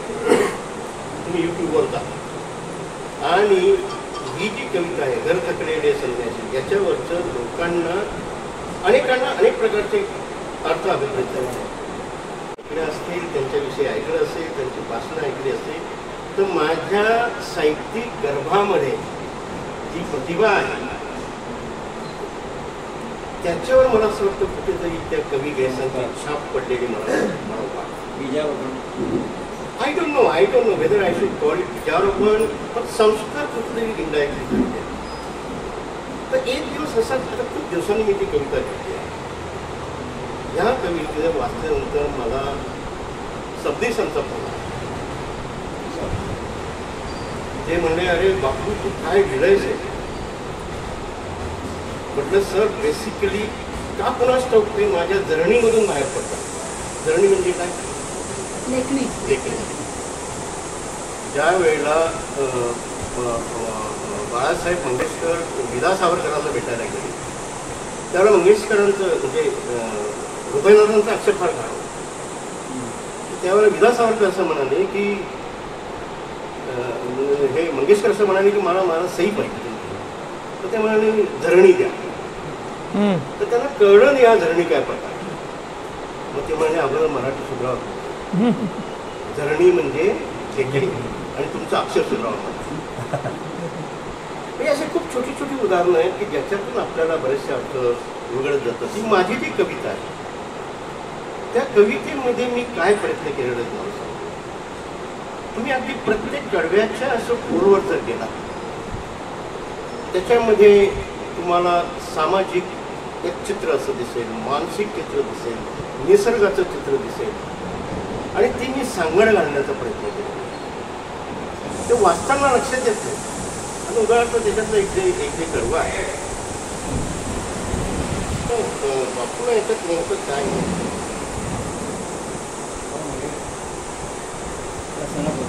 ती विद्रूप कोरडी काया. गमत बघा. ती विद्रूप कोरडी काया पांघरडी भगवी माया, त्या झाडांचे दुःख हसरे निर्मात्यांचे लादलेचे. आता ह्या फक्त एका कडव्यावर जर समजा काही हे करायचं असेल it will take minimum 1 hour. ते आपण नंतर बोलूया. दुसरे कडवं असं आहे म्हणजे ते अगदी म्हणजे खूपच गमती. ते निर्माते नभात वस्तीला, ते निर्माते नभात वस्तीला. आपले सगळ्यांचे निर्माते कुठे आहेत? ते निर्माते नभात वस्तीला भय अंधाराचे पाय वाटेला. नभात जरी असते ते पाय वाटेला तो जे भय वाटते ते भयानक असते. ते निसर्ग आला, ते मानवी हे आला. त्याला हे कळलं पाहिजे की माझे निर्माते नभामध्ये असताना मी कशाला काळजी पाहिजे करायला पाहिजे. पण दुसरी वस्तू असते रात किडी जाळती स्वतः. रात किडे जाळती स्वतःला तो एकच आसरा प्रकाशाला. म्हणजे ज्या वेळेला समाजामध्ये सर्वत्र अंधार पसरलेला असतो, निगेटिव्हिटी असते, पाप वाढत जातं, त्यावर कुठेतरी काही रात किडे हे राहत असतात. आणि मग त्या अंधारामध्ये ते प्रकाश द्यायचा प्रयत्न करतात आणि प्रकाशाला असं वाटतं की नाही मलाही कुठेतरी तारा आहे. ते काजवा म्हणायला पाहिजे होतं. रातकिडा वेगळा असतो, काजवा वेगळा. काजवा प्रकाश देतो, रातकिडा किरकिर करतो. आवाज काढून सांगतो की कोणीतरी आहे जीवन पण आहे. आवाजाच्यामुळे नाही तर प्रकाशाशी आलं म्हणून विचारतो. सॉरी. आता बघा आपण एक इंटरेस्टिंग कडवं याच्यामध्ये म्हणजे असं शिशिराची संक्रांत सरते. शिशिराची संक्रांत सरते. आपण म्हणतो ना संक्रांत पडली डोळा, शिशिराची संक्रांत जणू मरणात जगजगते. इतकं ते भयानक आहे. तो गिरी शरपंजरी निजला, तो गिरी शरपंजरी निजला. शिशिर ऋतूमध्ये परिस्थिती अनुभवतो. तो गिरी शिरपंजरी निजला असं म्हणतं काही वेळा. मंडळी सांगायचा अर्थ असं की या कवितेवर जर खऱ्या अर्थाने हे करायचं असेल, परीक्षण करायचं असेल किंवा त्याचं रसग्रहण करायचं असेल it will take minimum 2 hours. कारण प्रत्येक शब्दाचा निसर्गाशी कुठेतरी संबंध आहे, प्रत्येक शब्दाचा मानवी भावनांशी संबंध आहे, प्रत्येक शब्दाचा निर्मात्याशी संबंध आहे आणि प्रत्येक शब्दाचा समाजातल्या अंधाराशी संबंध आहे. त्यामुळे हे राज कपूरचं दुःख आहे, हेच माझं दुःख आहे. माझी कविता लोकांना कळली. त्या माणसाच्या आयुष्याच्या 100% पार्ट घेतला तर त्याच्यात 70% दुःखच होते. आणि ते जे अर्थ आहे म्हणजे त्यांना एकदा तो प्रश्न विचारला गेला की तुमच्या कवितात एवढा भाव कसा येतो, तर ते म्हणले भाव नाही आहे, हे मी जगलेलो आहे. म्हणजे त्यांच्या प्रत्येक शब्दातला वाक्य ते जगलेलं माणूस. मला काय म्हणायचं फक्त की त्याच्यामध्ये ते झालं, चांगलं झालं, पण एका बाजूला जर बघितलं ना तर त्यांना जी अचिव्हमेंट लोकांनी द्यायला पाहिजे होती ती नाही मिळाली. कारण एक बघण्याचा म्हणजे माई जे म्हणले तो दृष्टिकोन बरोबर आहे. थोडासा असं आहे ना की इव्हन जर तुम्ही पिक्चर पाहायला आता जरी गेलात तर तुम्हाला असं वाटेल की फर्स्ट हाफ आता खूप रटाळ आहे, पण सगळं दुःखच आहे. आणि नंतर मग त्या काळामध्ये त्यांना कसा सपोर्ट आला किंवा त्यांच्या स्वतःच्या प्रतिभेला कशी वाव मिळाली कसं आलं, म्हणजे एकदम माई म्हटल्यावर मला एकदम आठवलं की का नसावं. मध्ये मी जे ऐकलं सगळ्या गोष्टी माझ्यावरच प्रेमाचं प्रतीक आहे. अजिबात तुम्ही आणू नका. मला thank you very much. I think I said enough.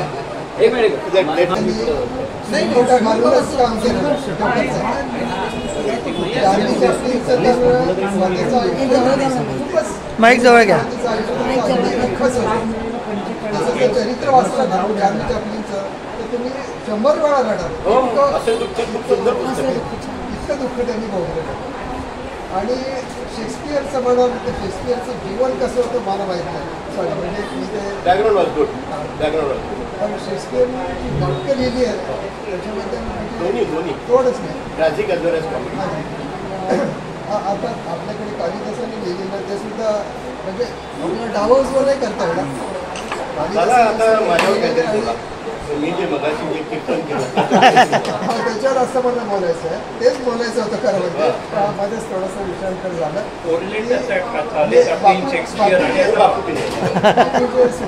सुरुवातीला म्हटलं की पारकरांना बापू कळलेच. मला उलट असं म्हणायचं की बापू आम्हाला पारकरांनाच खरं समजलेलं आहे. माझी अशी गोष्ट झाली की हे गेल्यानंतर माझ्यावर आणि गौरवनंतर काही वर्ष पुण्यात काही बरोबर आणि त्या याच्यामध्ये मी एकटी आणि ते माझं दुःख आणखी हे गेल्याचं दुःख आणि हे सगळं सांभाळण्याचं पुढचं कशी होईल वाटतं याचं हे होतं. आणि त्याच्यातून मला ना अशा सगळ्या दुःखदायक वेदनादायक ह्याच कविता सुचायच्या. दुसरं त्याच्यावर म्हणजे आनंद त्यात कवितेत नसायचाच. शेवटी असं झालं माझ्या परत कवितांचा तो संच होता की तो सगळा दुःखदायक होता. म्हणजे नंतर जरी माझ्या कोणी वाचल्या तरी त्यालाही ते वाचत नाही, मन दैवर आहे इतकं ते होतं. मग शेवटी मी काय केलं त्या सगळ्या कविता टाकून दिल्या आणि ते म्हणत नाही आता हे दुःख संपवायचं आणि याच्यातून मार्ग काढायला मी पुढे गेले. मग मी दुःखाची कविता मला ठेवली आणि सुखाची वाढली तेव्हा सुख सापडलं. जेव्हा आपलं दुःख असतं आणि आपलं अगदी जवळचा मित्र असतो तेव्हा त्याच्या खांद्यावर आपण डोकं ठेवून रडून बोलतो. That is the point. That is the पार. Yes. So is correct. Yes. आपण पार हे आपला पण माइंडचा जो मुद्दा आहे माइंडचा जो मुद्दा आहे तो कसा वास्तविक यात तुम्ही असं सतत निगेटिव्हिटीने जर बोलायला लागला सतत हा शब्द फक्त नाही नको तर त्याच्यामुळे आम्हाला ते बापू तशा रूपात पाहिलं नाही आवडत. त्यामुळे की माइंडसेट तुमचं तयार होतं तर ठीक आहे. अजून मधून रडका बापू नको रडका बापू नको. नाही ते बसवंतची मुलाखत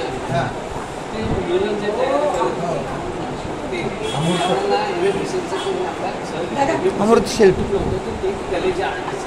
तर त्याच्याबद्दल असं होतं की त्यांनी मारलेली रेख कोणाला कशी दिसेल ते कळत नाही. तसं ज्यांच्या कवितेमध्ये कसं होतं मी 3 वेळेला वाचली पण एक धागा सापडला पाहिजे आपल्याला. तर हे सगळं म्हणजे ते हरिहर भेट असलेलं आहे बघा. एकीकडनं बैल दिसतो एकीकडनं हत्ती दिसतो असं आहे ना. तशा ते कविता जोपर्यंत तुम्हाला किंवा इव्हन आता व्हॉट्सअपला खूप फिरतं कबूतर आहे का डुक्कर आहे का बाईल आहे का काय असं ॲब्स्ट्रॅक्ट पेंटिंग इल्युजन बोलतात. तर ती कवितेचं इल्युजन जोपर्यंत आपल्याला कळालं तर कळालं नाही तर मग त्याच्याचकडनं सोडून घ्यायला. म्हणून आज मी त्यांना म्हणणार होतो की आता ते झाल्यानंतर खूप दिवसापूर्वी लिहिला होता, पारावर घातला होता. कोणी ज्ञानाचे ओझे वाचवतं, कोणी अज्ञानाच्या चटक्यांचे. कोणी नोकरीचे ओझे वाहतो आहे तर कोणी बेरोजगारीच्या बेजारपणाचे, कोणी श्रीमंतीचे ओझे वाहतो आहे तर कोणी गरिबीच्या निर्लज्जतेचे, कोणी सुखाचे ओझे वाहतो आहे तर कोणी दुःखाच्या खाईचे, कोणी आशा अपेक्षांचे ओझे वाहतो आहे तर कोणी जगण्याच्या संघर्षाचे, कोणी स्वस्वातंत्र्याचे ओझे वाहतो आहे तर कोणी जबाबदाऱ्यांचे, कोणी भरलेपणाचे ओझे वाहतो आहे तर कोणी रिकाम्या पोकळीचे. हे वेड्या आम्हाला काम करत राहा, मग कामना सोडून दे बघ, मग कसे तू आम्हालाचा हमसफर बनतो स्वजीवनाचा. धन्यवाद. चंद्रावरती अभिषेक करत होत्या आणि तिकडं त्याची आई ते बघून रडत होती. ऍक्च्युली म्हणजे मातेला आनंद झाला पाहिजे, परंतु ती परिस्थिती वेगळी होती.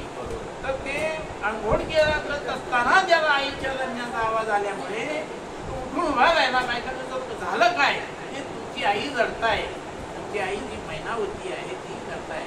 उठून उभा राहिला, गेला तो आईकडे.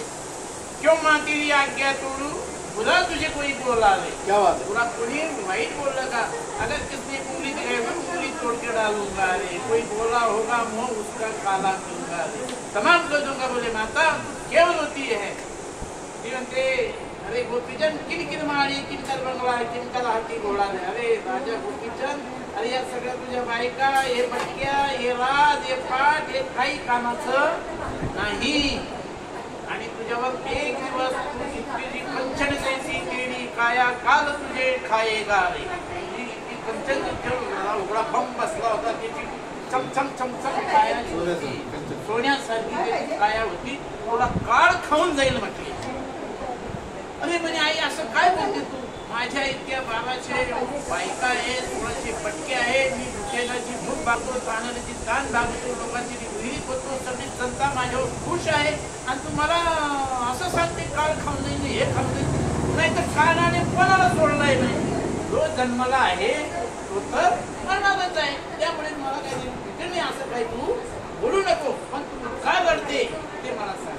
म्हणजे गोपीचंदा तू अमर झाला पाहिजे अशी माझी इच्छा आहे. आणि जर तू हे जर संसारात राहिला तर तू अमर होणार नाही, आणि ते तुला काळ तुझ्या खाऊन जाईल तुला, हे काही मला मान्य नाही. तू आई तू असं का बोलते, मला हे काही तुझं हे पटत नाही.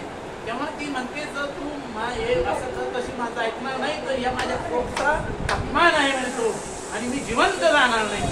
तेव्हा त्यानं गोपीचंद राजाने सगळे त्याचे जे वस्त्र आहे सगळे आईच्या पायावर ठेवले. सांग म्हणे तू आता तुझी काय इच्छा आहे. म्हणे तू आता इथून जंगलात जा, आणि म्हणे तिथं ते बन जा तू जालंधर बुवा का तू चेला रे. अरे तू जालंधर बुवाचा चेला बन, तिथं तुझी भेट गोरक्षनाथाशी होईल. प्रेम गुफा में चला जा रे, प्रेम गुफामध्ये जा, तिथं तुझं गोपीचंदा तुला अमरत्व प्राप्त होईल. आणि तो गोपीचंद तिथून निघून जातो. त्याचा मामा पण असतो गोरक्षनाथांसोबत, त्याच्या मामाला भेटतो. गोरक्षनाथांकडे थोडक्यात थोडंसं की अरे गोपीचंद तू असाही अमर आहे, तुला संन्यासी बनण्याची आवश्यकता नाही, तू चालला जा म्हटले. काय म्हटले, माझ्या आईने मला सांगितलं आहे, म्हणजे मी तिनं सांगितल्याचं तिला आश्वासन दिलंय, मी संन्यास घेईन, जोगी बनेल, तिची आज्ञा आहे म्हणे, त्यामुळे मी परत जाणार नाही असं म्हणे. मग मी सांगतो तसं कर. कोणी सांगितलं, गोरक्षनाथांनी त्याला आज्ञा केली. ठीक आहे, तुला मी जोगी म्हणून स्वीकारेल, पण मी सांगतो तसं दोन गोष्टी तू पहिले कर. म्हणे काय, जा म्हणे. जोगीच्या वेशात तू आहेस, कारण त्यानं सगळं राजवस्त्र सोडून दिलेले होते, मुंडन केलेलं होतं, जोगचे जे वस्त्र आहे ते परिधान केलेले होते. जा म्हणे तू तुझ्या पहिले बायकोला भेट, आणि बायकोला आई म्हणून हाक मार, आणि तिला सांग की तू मला बेटा म्हणून भिक्षा दे. हे मी रोज करतो. आईला तू बायकोला आई म्हणून हाक मार आणि बेटा म्हणून तिच्याकडून भिक्षा माग, आणि येताना तुझ्या आईला भेटून ये. या दोन गोष्टी तू कर. मग तो तसा जातो आणि केल्याबरोबर त्यानं त्या अंगणामधून अलख निरंजन केला. अलख निरंजन नाथांचं जे काही मागणं आहे भिक्षाचं अलख निरंजन भिक्षां देही केलं तेव्हा तिची जी दाशी आहे त्याची जी पटराणी होती नयनतारा, नयनतारानं ती दाशीला म्हणे कोणतरी आलं त्याचा काही भिक्षा दे, ती घेऊन जाते भिक्षा. तिला वाटतं ते काय तो जोगी रूपात होता ना, राजा गोपीचंद होता तो, पण जोगी रूपात होता, कोणी ओळखू शकत नव्हतं. तेव्हा ती दाशी भिक्षा द्यायला लागली. ते म्हणजे मला तुझ्या हातची भिक्षा नको, मला जी राणी आहे म्हणजे तुमची नयनतारा तिला पाठवा, मी राजा गोपीचंद आहे म्हटली. त्यानं सांगून दिलं मी राजा गोपीचंद आहे. तिच्या हाताचं ताट असं पडलं की हे होऊन गेली. उशाली तिला की आपला राजा म्हणतो की तिला पाठवा. हो बापरे, ती जेमतेम शुद्धीवर आली. राणीबाई साहेबांना सांगितलं, ती राणी आली आणि भिक्षा द्यायला लागली. त्याला पहिले घरात घेऊन गेली, पलंगावर बसवलं आणि मग त्यानं सांगितलं की तू माझी आई आहेस, पाय पडला तू तिचे, तू माझी आई आहेस आणि तू मला भिक्षा दे एक बेटा म्हणून. तेव्हा ती म्हणते की हे कसं शक्य आहे महाराज, मी तुमच्या सोबत एवढ्या दिवस रात्र राहिलेली आहे, तुमची मुली आपल्या आहेत, इतकं मी तुमच्या सोबत संसार केला आहे आणि मी तुम्हाला मी पुत्र म्हणून कशी काही वागणूक देऊ, तर ते माझ्याने शक्य नाही. म्हणजे नाही, मला माझ्या गुरुची आज्ञा आहे की तू मला बेटा म्हटलं पाहिजे, नाही तर म्हणे मी इथून जिवंत जाणार नाही, स्वतःला जाळून गेलो. तेव्हा तो मग हे झालं, तिला हे झालं. तेव्हा ती म्हणते ठीक आहे तुझे बेटा बैठ, नाही तुझे 3 प्रकार की भिक्षा देतील, 3 प्रकार की भिक्षा. ये राजमहल छोड़ के तू कब मत जाणार आहे, हे राजमहल आहे म्हणे, तू माझा मुलगा आहे ना, आता माझं ऐक, या राजमहलामधून तू जायचं नाहीस. म्हणे ऐसे क्या है, बोले तेरे ध्यान में नहीं आया बेटा, मैंने क्या कहा, ये जो राजमहल है इसे छोड़ना नहीं कभी, जो कुछ है ये राजमहल में ही है, दूसरी तरफ देखने तुझे जरूरी नहीं है बेटा, ध्यान में रख.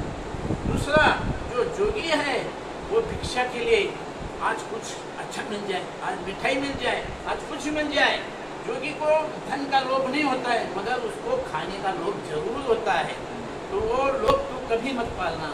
ये मेरी भिक्षा है, बोले ये तूने बोलना नहीं, तू मेरा बेटा है तो मेरा ये ध्यान में रखना. और तीसरा प्रश्न, तूने तो मुझे ही माता बोला है, मगर एक करके दिखाना, बहुत सारी तुझे जिंदगी काटनी है, तो तुम कभी बदश्री को माता ही बोलना, माता ही कहना. तू विचलित म्हणजे थोडक्यात मन तुझं विचलित करू नकोस बेटा, तू मनाने खंबीर राहा, निश्चल राहा. या 3 भिक्षा तिनं त्याला दिल्या आणि बेटा म्हणून त्याच्या डोक्यावर हात ठेवून त्याला रवाना केलं. आता आईकडे जायचं. आईला तो भेटला, म्हणजे माता, आता त्यानं आईनं तो ओळखलं की माझा बेटा आहे, तेव्हा खूप आनंद झाला. म्हणजे आता तू पण मला काही गोष्टी सांग. मग तिनं सांगितलं, आज देश फिरणार, परदेश फिरणार, आज देश फिरणार, परदेश फिरणार, बहन के घर मत जाणार आहे. बंगालमध्ये तुझी बहीण आहे म्हणे, तिथं तू कधी जायचं नाही. एवढं एक मुख्य पाठ. बाकीचं तुझ्या बायकोने तुला सांगितलंय म्हणे, शिक्षा दिली आहे, तिला माहिती येत होते, ती तत्व तिनं पण दोहरावले. आणि मग नाही म्हणे, का नको जाऊ म्हणे आई, माझी बहीणला मी का नको भेटू. अरे म्हणजे ती तू जर हे केलं तर ती जिवंत राहणार नाही. तिला समजलं की तू जोगी बनला तर ती जिवंत राहणार. अरे म्हणे माझ्या 1600 बायका आहेत, एक पण मेली नाही. ही माझी पटराणी आहे, ती बी मेली नाही. पुन्हा तर मला पाठवूनच दिलंय, वनाला काही होत नाही, माझ्या बहिणीलाच काय होत जाणार आहे, पण मी गेल्याशिवाय राहणार नाही. म्हणून तो मी तुझं टाकतो. नाही बहिणीला तो सांगतो की मी गोपीचंद दादा आहे, तुझा भाऊ आहे. ती म्हणे नाही नाही तू माझा भाऊ असणं शक्यच नाही. सांग म्हणे माझ्या लग्नात कोण कोण आलं होतं, त्याने सगळी नावं सांगितले वगैरे वगैरे. ती म्हणे तू जोगी आहे, तू इथं बस, मी माझ्या माहेरात सगळे समजतात घेऊन येते. तिच्या माहेरला जाते, तिनं आईनं सगळी कथा सांगितली.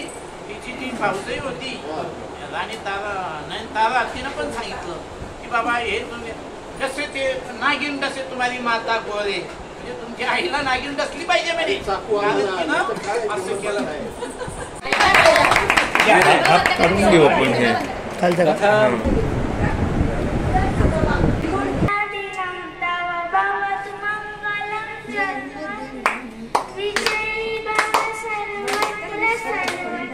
ऐक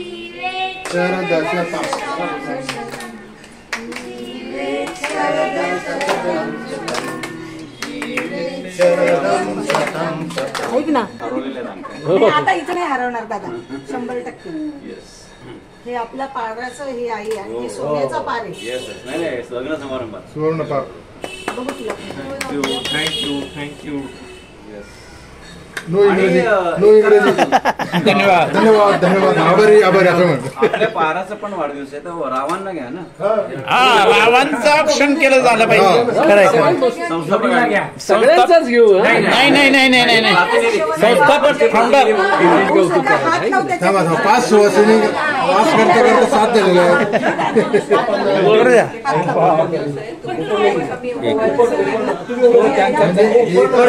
एकच धरलेली आहे.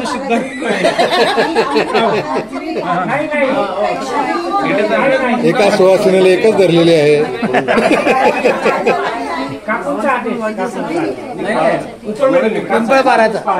त्याच्या वतीने म्हणतो तुम्ही हे बरोबर. सगळे उभे राहा, मी ओवाळते सगळ्या.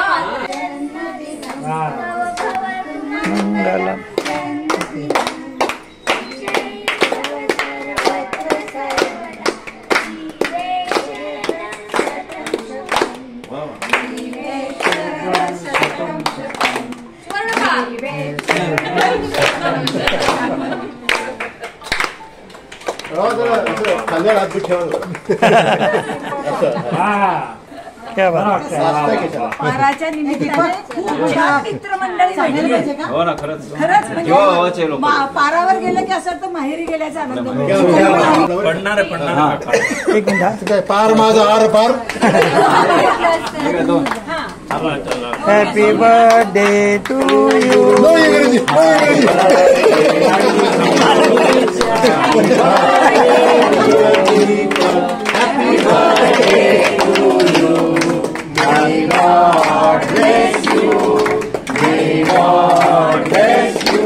नरहरी ड्रेसी. हॅपी बर्थडे टू पार.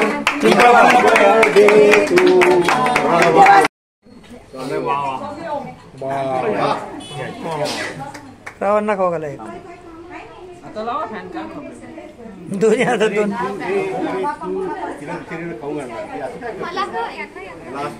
दीपकला सांगतो वा वा. तो न विसरता खाऊ घालेल भाऊ. घरी जाऊन त्याला जेवायचं आहे.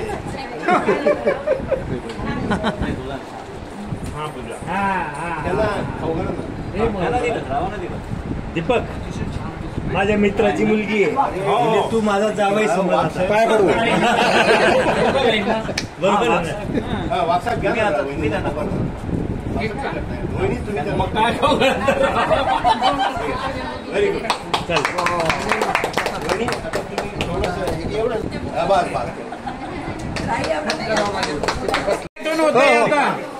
सगळ्यांनी इकडे लक्ष द्या. हो, दीपक दादांचे हस्ते ऋतिक शेट्टीच्या वेबसाईटचं उद्घाटन केलं. या फोटो.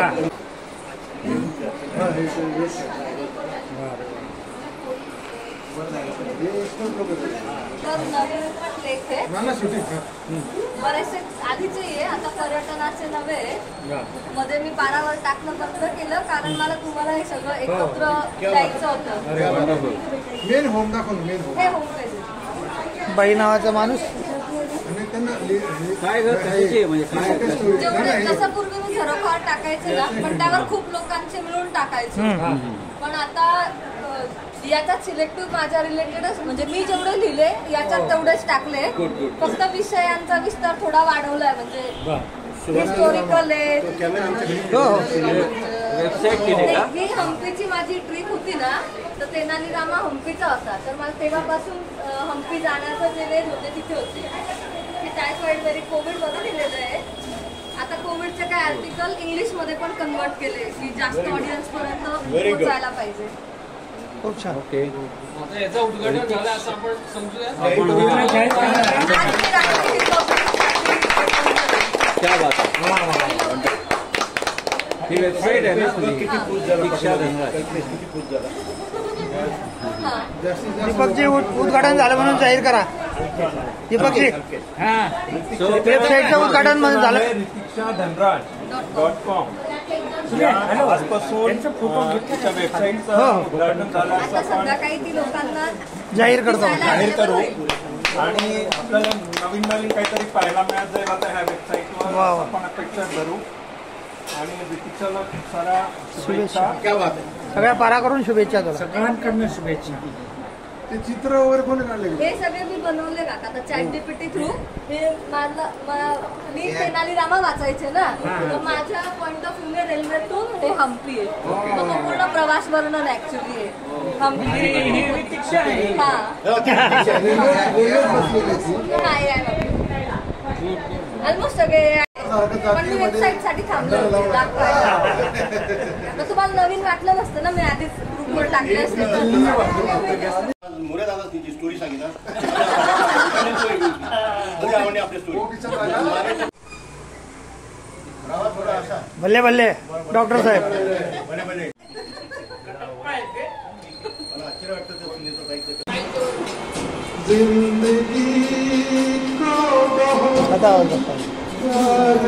काय आवाज आला म्हणतात ना बरोबर. ते जवळ माईक जवळ घ्या.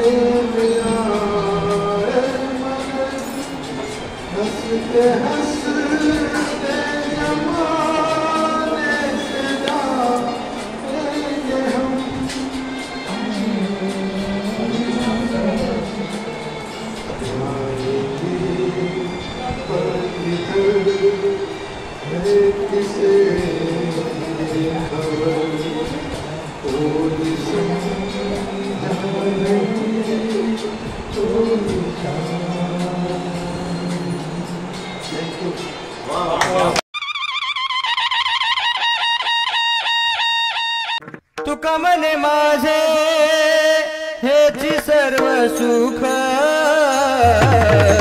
तुका मने माझे हेची सर्व सुख.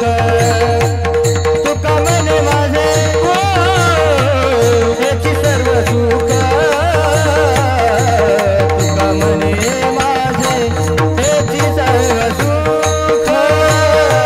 तुका मने माझे हेची सर्व सुख. तुका मने माझे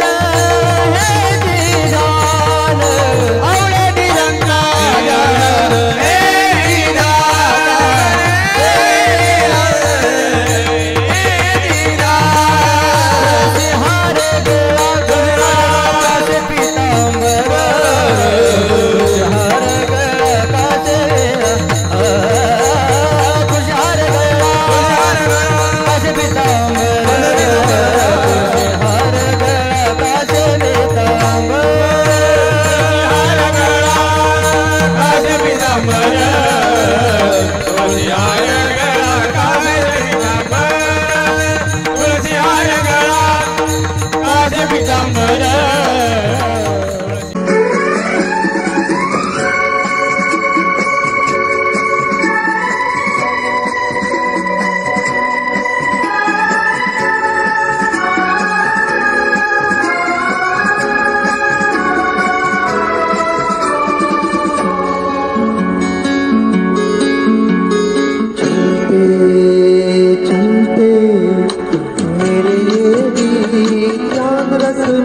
कभी अलविदा ना कहना, कभी अलविदा ना कहना।